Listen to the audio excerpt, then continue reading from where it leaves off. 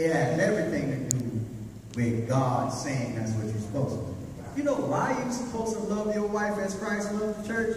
It ain't got nothing to do with how good she cook, how good she look, or how good she treats you. She could treat you like dirt. God still says, love your wife like Christ. Why? Because it ain't got nothing to do with her.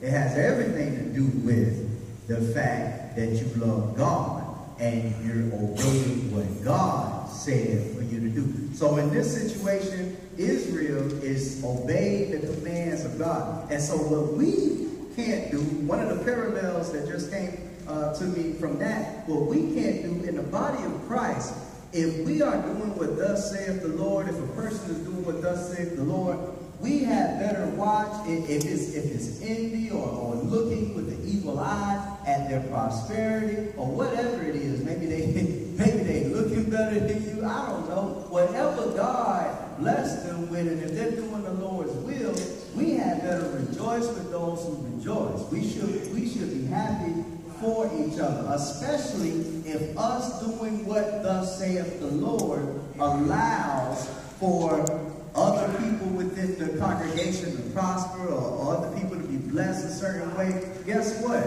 It all comes from God. So Judah, Simeon, Naphtali, and all these other tribes could not be mad because they gave to Levi and Levi gave to Aaron. They didn't have nothing to do with that. This command comes from the Lord.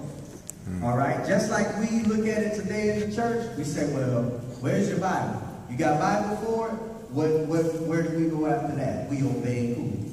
Okay. We go, God is right. That's it. No matter where I am on it, I had better catch up with who? God.